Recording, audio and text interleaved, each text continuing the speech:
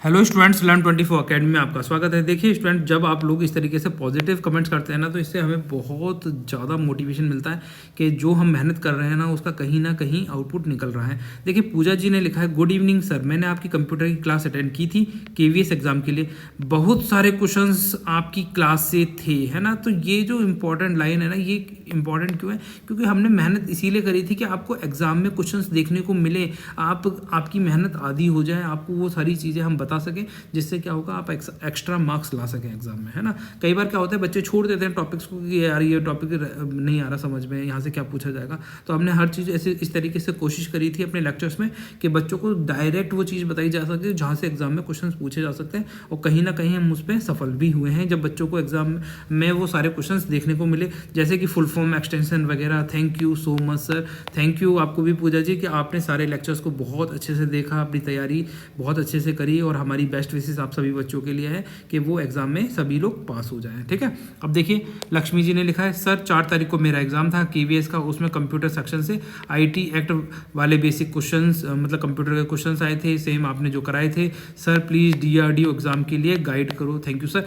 तो देखो बेटा, आपके जो कंप्यूटर के सिलेबस आप पढ़ के गए, उसमें से आपको क्वेश्चंस मिले, ठीक है, और आप DRDO के लिए पूछ रहे हैं, तो आप हमें है ना DRDO में किस पोस्ट के लिए आप प्रिपरेशन कर रहे हैं वो हमें मेल कर दीजिए, और साथ में है ना आप हमें अपना सिलेबस भी भेज दीजिए, तो हम उसके अकॉर्डिंग आपको गाइड कर सकते हैं। ठीक है, आ जाइए यहाँ पर। देखिए संजय जी लिख रहे हैं, सर मेरा KVS का एग्जाम था, आपके कंप्यूटर की प्लेलिस्ट मैंने कंप्लीट की थी, सारे क्वेश्चंस ऑलमोस्ट वहीं से थे। तो देखो बच्चा, एक बच्चा नहीं लिख रहा, सभी बच्चे लिख रहे हैं। मैं तो बस इंपॉर्टेंट लिख रहा हूँ, जिन बच्चों ने, हमारे जो रेगुलर बच्चे हैं जो हमें कमेंट कर रहे हैं, तो वो मैं आप तक के लिए लेकर आया। और आपको देखो हमारे कंप्यूटर के लेक्चर से सारे कुछ क्वेश्चंस देखने को मिले, तो और क्या चाहिए यार, है ना। तो इतनी मेहनत तो आपको करना क्या था, आपको सिर्फ वीडियोस को बहुत अच्छे से देखना था। सारे पॉइंट्स बताए थे कि यहाँ से क्वेश्चन पूछा जाएगा, ये क्वेश्चन पूछा जा सकता है, ठीक है। आपको MCQ भी करवाए थे, अलग से टेस्ट सीरीज भी लॉन्च करी थी आपके लिए।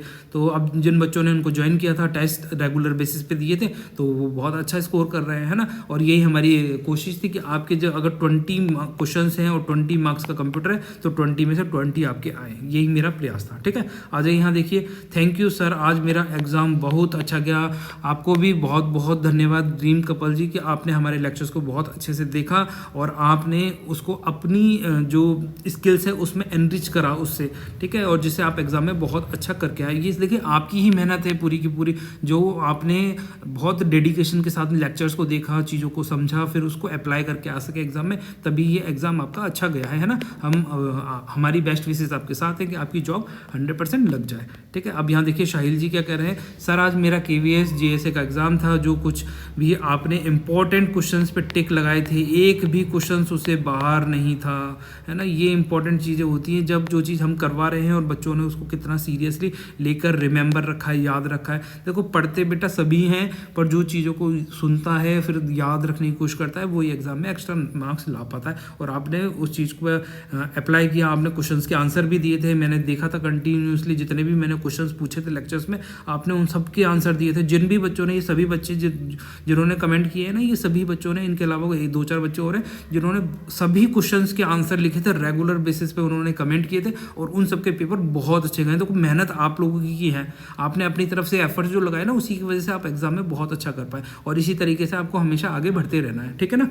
अब यहाँ देखिए शॉर्टकट कीज, एक्सटेंशन शायद मैं ध्यान नहीं देता, बट आपने इंपॉर्टेंट टिक करवाए तो पढ़ लिए, और सब के सब क्वेश्चंस करके आ गया। तो बेटा इसीलिए करवाए थे, ये मुझे पता था कि ये सारी चीज़ें आप छोड़ के चले जाओगे। ठीक है, ये एक्सटेंशन, शॉर्टकट कीज, ये जनरली सोचते हैं कि हमसे नहीं पूछे जाएंगे। ठीक है, शॉर्टकट कीज तो सोच सकते हैं, पर एक्सटेंशन वगैरह नहीं याद रखते हैं बच्चे, तो इसीलिए आपको ये टॉपिक्स करवाए थे अलग से। ठीक है, तो आपने बहुत अच्छे से अपनी तैयारी करी, और कहीं ना कहीं उसका आउटपुट आपको एग्जाम में ज़रूर मिलेगा। और हमारी बेस्ट विशेस आप सभी बच्चों के लिए है, जिन्होंने भी हमारे लेक्चर्स देखे और जिन्होंने नहीं देखे, उनको भी हमारी बेस्ट विशेस कि वो एग्ज़ाम बहुत अच्छा सा करके आए, और अपने जीवन में जो उनके गोल्स हैं वो अचीव करें। ठीक है, KVS के जो भी स्टूडेंट्स हैं, है ना, हमारे चैनल पे, तो वो हमें बता सकते हैं अब वो नेक्स्ट किस एग्ज़ाम की तैयारी कर रहे हैं। ठीक है, कमेंट सेक्शन में आप ये लिख के बता सकते हैं कि आप अब इस नेक्स्ट एग्जाम की तैयारी करें, उसी हिसाब से हम ये प्लान करें कि अब आपके लिए नेक्स्ट लेक्चर किस पे लेकर आ जाए। हालांकि मैं सोच रहा हूँ कि इंडियन पॉलिटी लेकर आऊँ, परंतु अगर आप जिस भी एग्जाम की तैयारी कर रहे हो नेक्स्ट, तो उस हिसाब से मैं आपके लिए वो टॉपिक लेकर आ सकता हूँ। ठीक है, तो आप हमें कमेंट सेक्शन में लिख के बताइए। तो फिर गाइज मिलते हैं नेक्स्ट लेक्चर में, तब तक के लिए बाय, आप सब लोग खुश रहिए।